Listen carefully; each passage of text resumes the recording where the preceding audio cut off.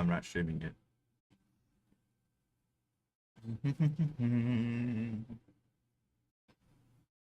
La la la.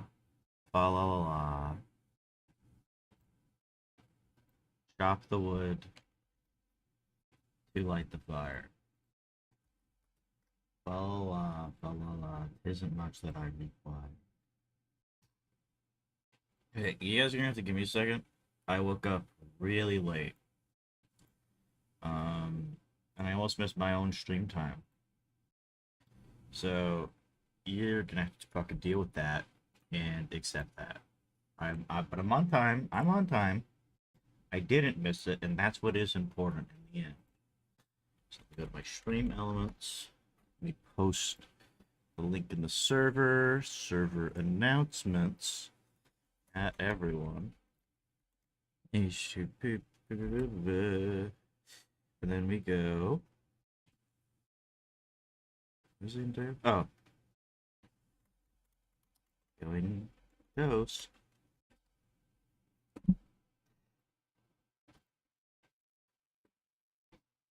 Okay, and then we just go to my stream elements and go here. You go here.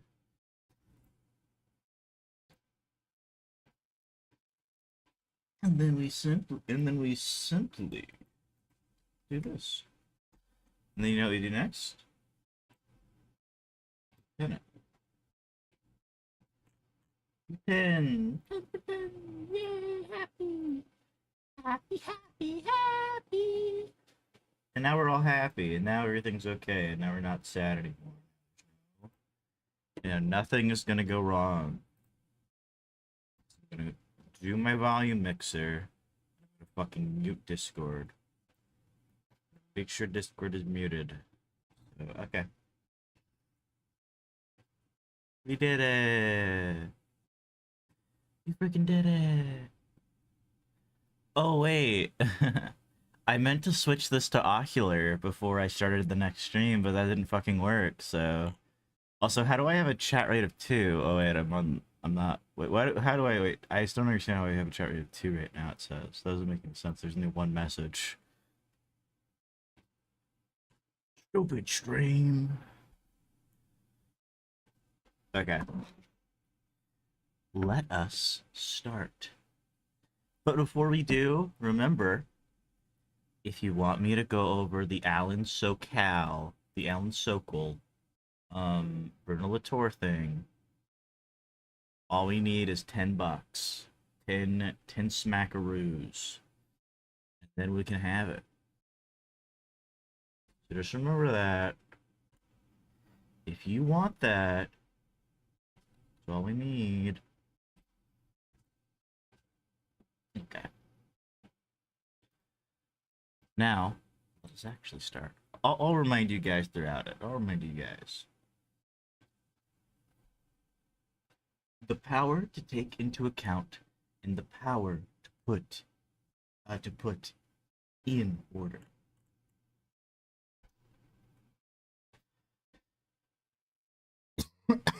Sorry. I've been coughing this morning. I don't know why. I've been coughing really badly. I keep having dreams. Before we start, actually, I keep having dreams of a mysterious illness.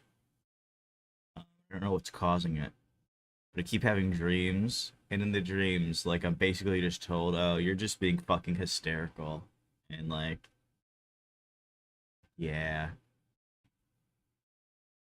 that's how I feel. But yeah, shit sucks. How can we abandon the confused distinction between facts and values while still preserving the kernel of truth that it seems to contain?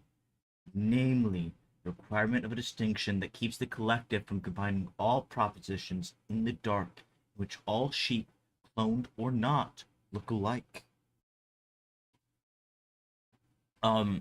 In the previous section, Latour was going over the pitfalls of the fact-value distinction and what we will need to overcome it.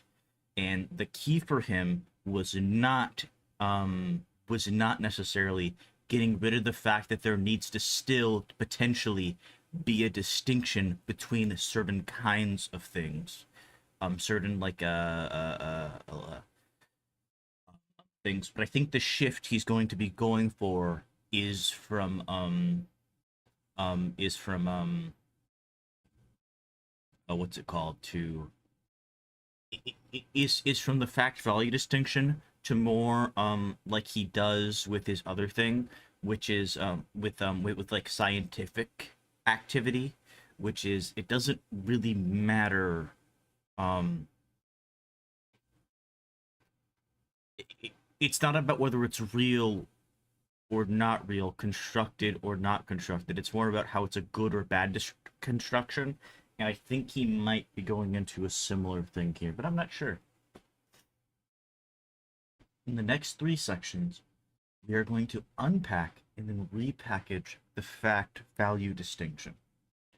The solution that we have adopted for this chapter consists in untying the two packets, fact and value, in order to liberate the contradictory requirements that were unduly combined in each. Then, in the following section, regrouping them differently and under another name in much more homogeneous parcels. Also, we continue. I actually want to check something. How long is this? I want to see if because if this is another short one, okay, this only goes to 108. Okay, we probably will stop at this one. Then this will probably be a shorter stream then. Actually, no, I lied. No, I'm lying. Wait, hold on, I'm lying. Wait. No, 14 pages is fine. You can do 14 pages. I don't know what I was on about. We were on 102.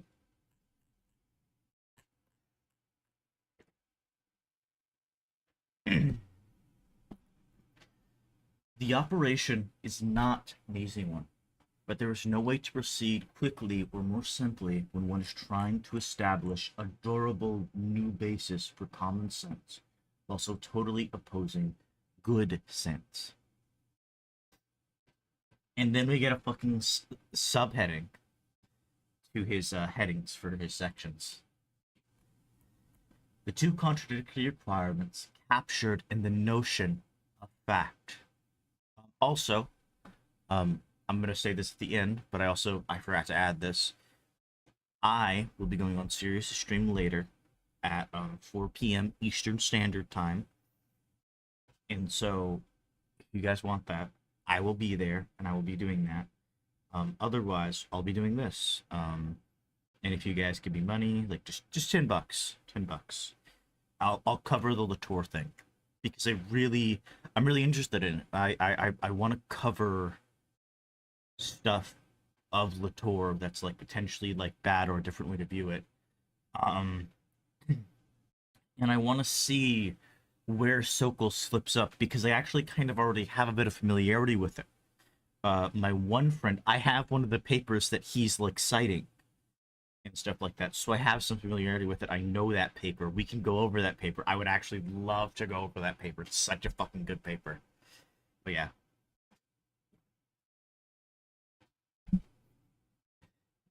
Sorry that I keep sidetracking myself, but I'm just so excited. We notice that it envelops. Let us first undo the packet that until now held the concept of fact as opposed to that of value. We notice that it envelops two very different requirements. We need to know how many propositions emerged in the discussion, and what is the well-defined essence or the indisputable nature of these propositions. When the focus is on the stubborn, troubling, recalcitrant matter of concern, two features stand out that can and must be distinguished, for they are in complete opposition. The first stresses the importance and uncertainty of discussing. The second stresses the importance of not discussing, of no longer discussing.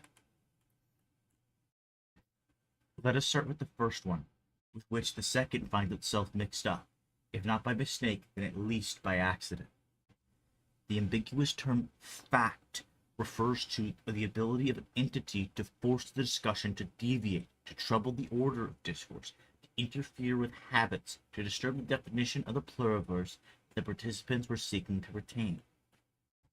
In this first sense, To use the expression from the previous chapter, facts signal the existence of surprising actors that intervene to modify, by a series of unanticipated events, the list of mediators that up to then made up the habits of the members of the collective.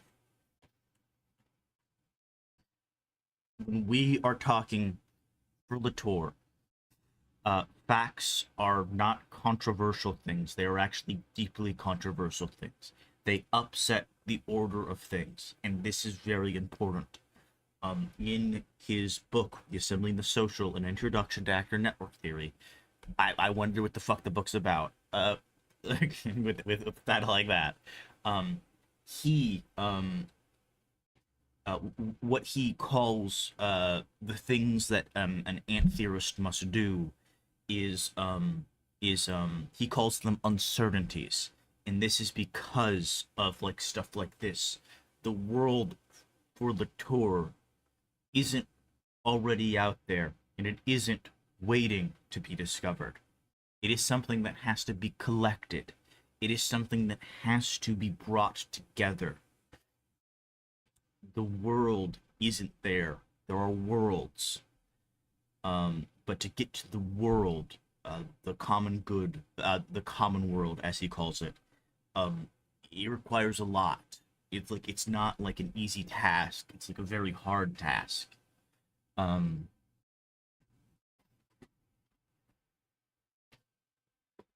That a matter of concern is recalcitrant does not in any way mean that it is objective or certain or even indisputable. On the contrary, it agitates, it troubles, it complicates, it provokes speech, it may arouse a lively controversy. Yes, the best example of this, global warming. Global warming for Latour is a matter of great concern. Also, the Columbia Space Shuttle crash, another matter of concern. Sorry, accident. It wasn't a crash, it was an accident. I should be more careful with that because it wasn't actually a crash.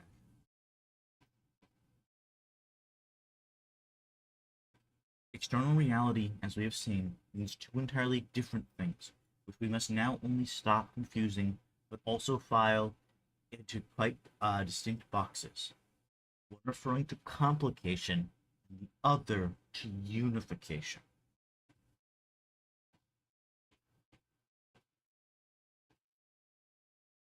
Facts present themselves initially in the first form, the laboratory, on the research front, in the garb of beings of its uncertain status that demand to be taken into account, and about whom one cannot say whether they are serious, stable, delimited, present, or whether they may not soon, another experiment, another trial, scatter into as many artifacts, reducing the number of those whose existence matters. At this stage, propositions do no more, as it were, than to propose their candidacy for common existence and subject themselves to trials whose outcome is still uncertain.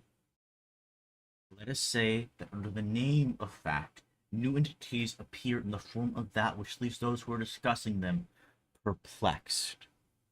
Yes, so fucking good. I don't know how to say how much I love this. We're on 11, so we actually are. We're on 267. Let us recall that a proposition is not a term for linguistics. It designates the articulation through which the world is invested in words. A river, a black hole, a fly fisherman union, as well as an ecosystem or a rare bird, are propositions. They are suddenly made of a still uncertain mixture of entity and speech. Because they haven't come together yet, they haven't got an essence necessarily yet.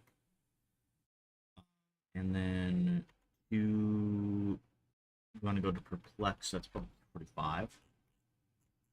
That's close. A, B, C, D, E, F, G, H, I, J, K, L, M, N. Oh. I don't know why I thought E was before M. Like, am I wrong? Am I wrong? And I was. It's totally wrong.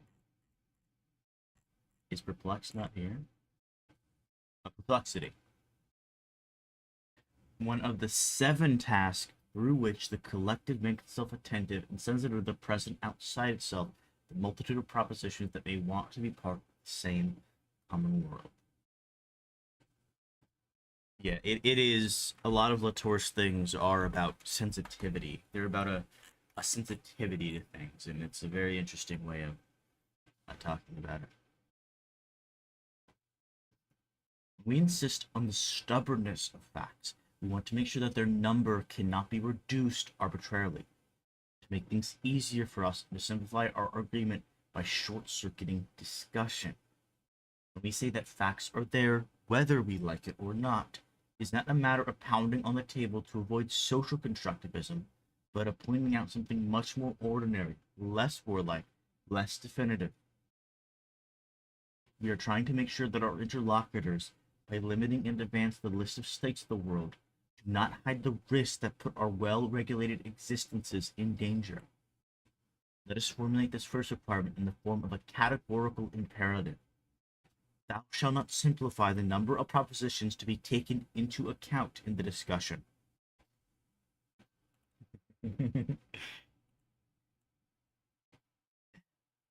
What are we going to do now with the other feature that we mixed up by mistake in the same box of facts? It obviously does not resemble the first one in any respect. It emphasizes, on the contrary, the indubitable aspect of the objective fact that closes off discussion, or at least shifts the debate elsewhere onto other topics.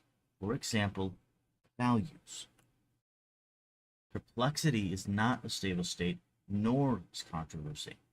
The candidacy of the new entities has been recognized, accepted, legitimized, admitted among the older propositions. These entities become states of nature, self-evidences, black boxes, habits, paradigms. No one discusses their rank and their importance any longer. They've been registered as full-fledged members of collective life. They are part of the nature of things, of common sense, of the common world. They are no longer discussed. They serve as indisputable premises to countless reasonings and arguments that are prolonged elsewhere. If we still pound our fists on the table, we're no longer doing so as an invitation to perplexity, but as a reminder that the facts are there and they are stubborn. How can we define a matter of concern that has become such an indisputable matter of fact? Let us say the propositions in question have been instituted.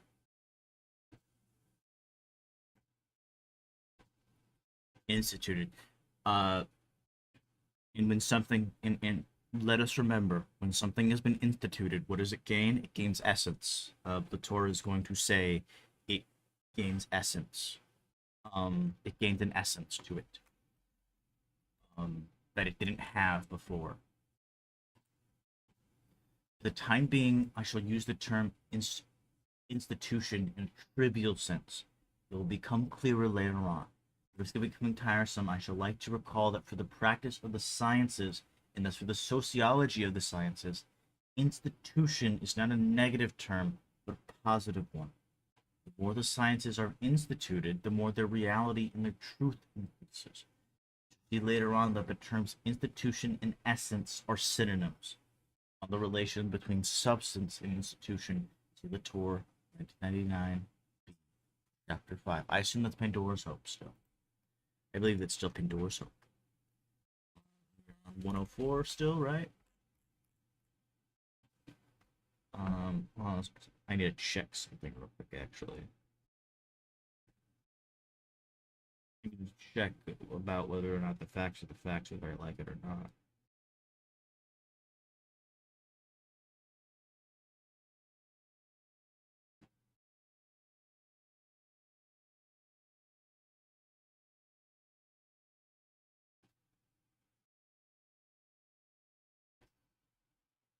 Okay, there we go. When we insist on the solidity of the facts, we require our interlocutors to stop challenging the state of things that now have clear boundaries, precise definitions, thresholds, fixed habits. In short, essences. Let us formulate this second requirement in the form of another imperative.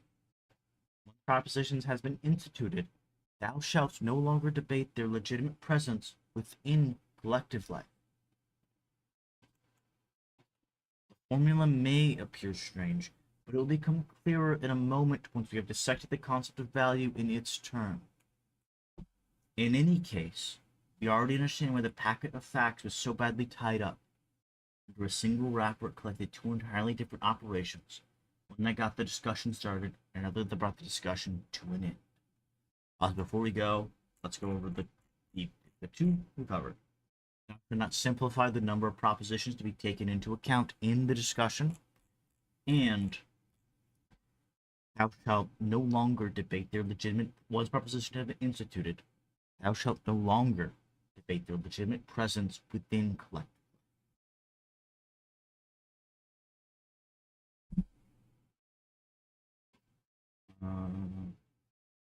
Where was that? Okay, there we go. It is not surprising that no one has ever understood very well what the expert meant when, in the name of stubborn facts, he pounded his fist on the table. His gesture could signify perplexity as well as certainty, the disputable as well as the indisputable, the obligation to do more research as well as the obligation to stop doing research. Insofar as the first operation aims to multiply the number of entities to be taken into account and maximizing the complexity of the agents that are dealing with them, to the same extent the second aims to ensure a maximum of durability, solidity, harmony, coherence, and a certainty to the assembled propositions, precisely by preventing people from splitting hairs all the time and plunging the debate back into confusion. Such was the miserable ploy of the key. As the same word fact could designate the weakest and the strongest, the most debatable and the least debatable, external reality in its emergence and external reality in its institutions, matters of concern as well as matters of fact. It sufficed to combine the two terms, jump abruptly from one to the other, in order to short-circuit all procedures and put an end to public life to the threat of the mouth-shutting reality. Yes. For Latour, I'm going to be making my video essay. I still have to go over some stuff. I don't know when it'll be done at this point, because I'm like fucking struggling so hard with everything I need to do to get my channel going and stuff like that, to get this going. I just want it to be like kind of like nice and decent. And that's like an issue.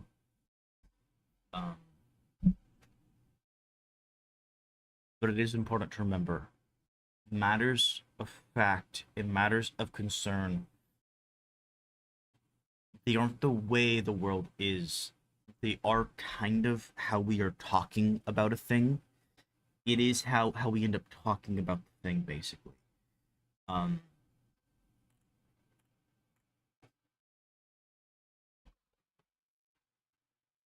yeah.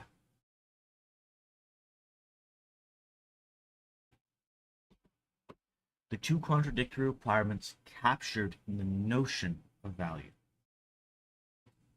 Let us now undo the ties that bound together the contradictory requirements that were held captive in the concept of value. What do we mean, finally? We assert that the discussion about values has to continue, even after the facts have been defined. What do we seek to capture by the awkward expression, ought to be, that would add to what is, a supplement of soul? What essential necessity are we struggling so confusedly to express?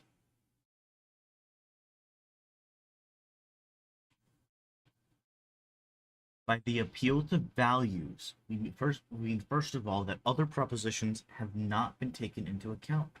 Other entities have not been consulted, propositions and entities that seem to have a right to be heard. Every time the debate over values appears, the number of parties involved, the range of stakeholders in the discussion is always extended.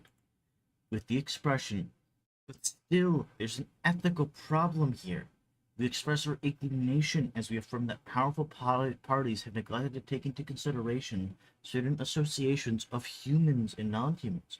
We accuse them of having put a fait accompli before us by making decisions too quickly in too small a committee with too few people. The indignant they have omitted, forgotten, forbidden, renounced, denied certain voices that had they been consulted would have considerably modified the definition of the facts under discussion, would have taken the discussion in a different direction. And then state accompli I think that means like the accomplished fact, meaning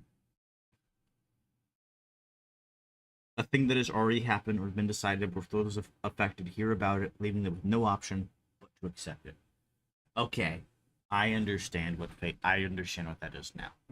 That makes a lot of sense. I didn't look it up earlier because I think he said something and I just kind of took it that's what it meant, but no, it actually means something different. And then footnote 13. Let us recall again, see chapter 2, that speech in our argument belongs from now on to assemblies of humans and non-humans. The word logos describes the whole gamut, complete silence to complete speech, and the complex apparatus that gives voice to things and people alike. So we're on 106? Are we on 106? Yes, we are. I'm so glad I got that right.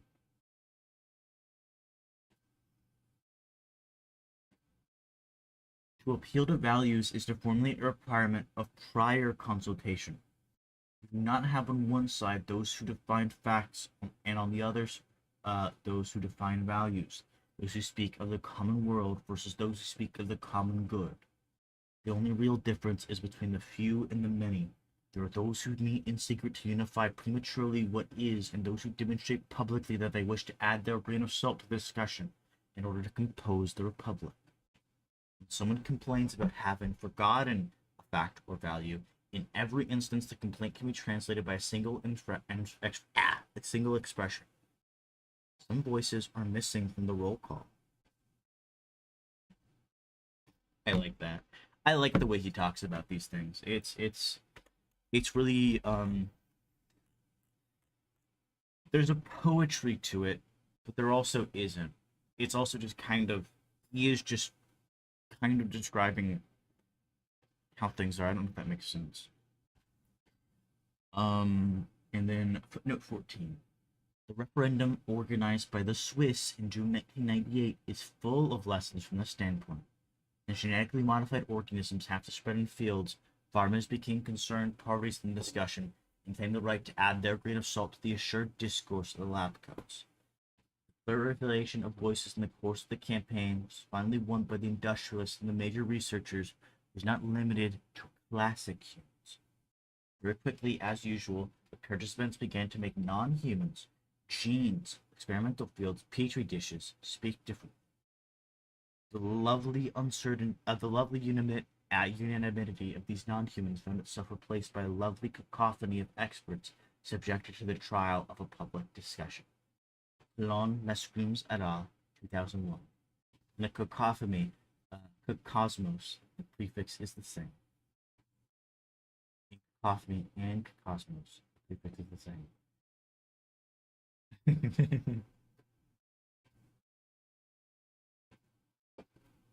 That's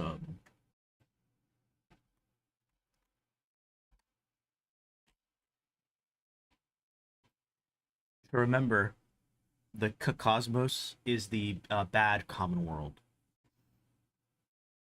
I think is how he says it later. Says it earlier.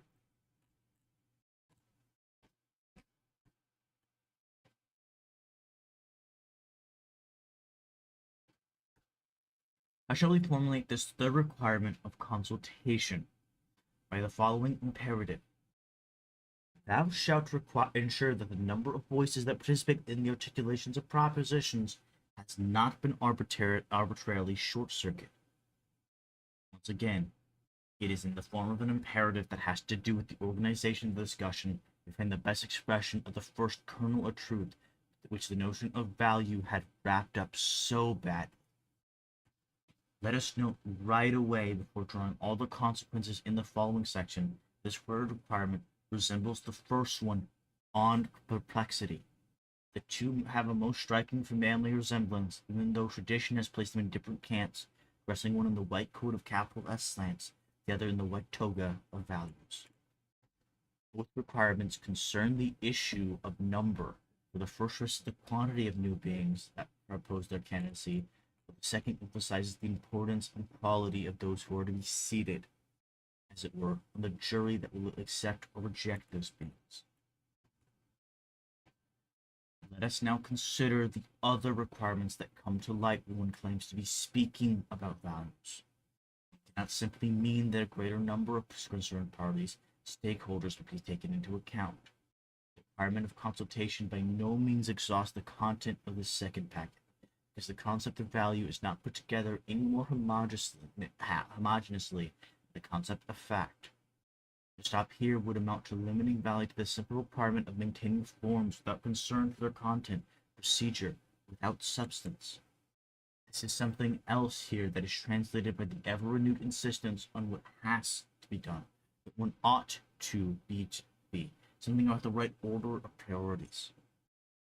This preoccupation is never well understood because it is never detached from the one that precedes it, nor joined to the second categorical imperative, which it nevertheless fits very well.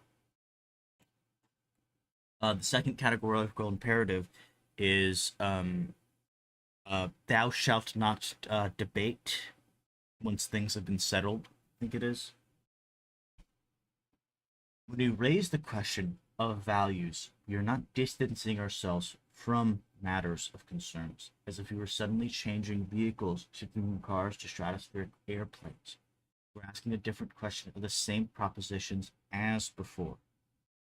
Candidates for entry into the common existence, are you compatible with those which already form our currently defined common world? How are you going to line up in order of importance? Do these propositions that come to contemplate the fate of the collective life in large numbers form an inhabitable common world? Or do they come on the contrary to disturb it, reduce it, crush it, massacre it, render it unlivable?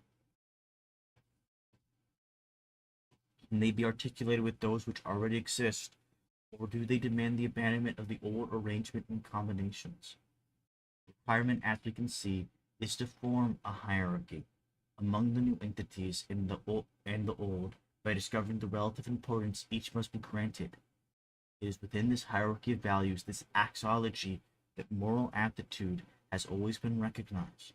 When it had to be decided, for instance, whether to save the child or the mother in a difficult delivery, or to be determined, as at the Kyoto Conference, to what extent the health of the American economy is more or less important than the health of the Earth climates.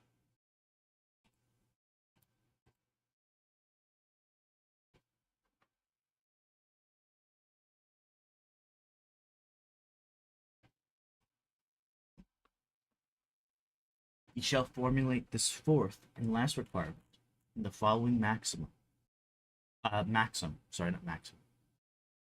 Thou shalt discuss the compatibility of the new propositions with those which are already instituted in such a way as to maintain them all in the same common world that will give them their legitimate rank. Contrary to what the presence of this requirement in the slot reserved for values may suggest, it is with the second, which belongs, however, to the packet of facts, that of institution, that is most appropriately grouped. In order to find assured essences, we must, before the discussion ends, be quite sure that entities that are candidates for the establishment in the collective find their rank and place among those which are already established.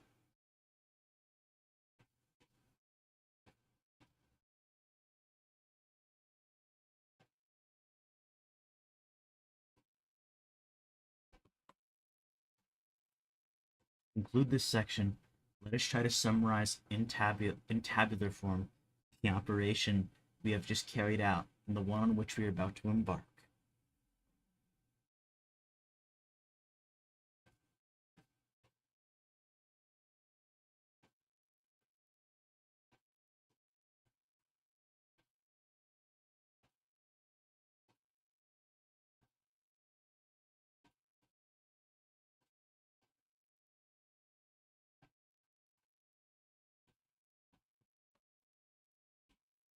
By unpacking the contradictory contents of the two concepts, fact and value, In discovering two pairs of concepts in each case, we're going to be able to regroup the essential requirements in sets that are much better formed. This new arrangement will allow us to respect the commitment we made at the end of the previous section, according to which we decided to abandon the fact-value distinction, provided only that we could resituate more comfortably the crucial difference that the distinction did not manage to shelter carefully enough.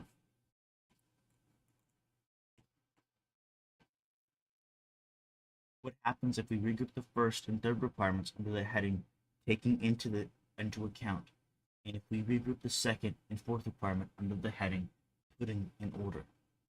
Now, these requirements have been placed in more coherent packets. I remember the essential requirements for reasons of logic and dynamics that become clear only in the last section.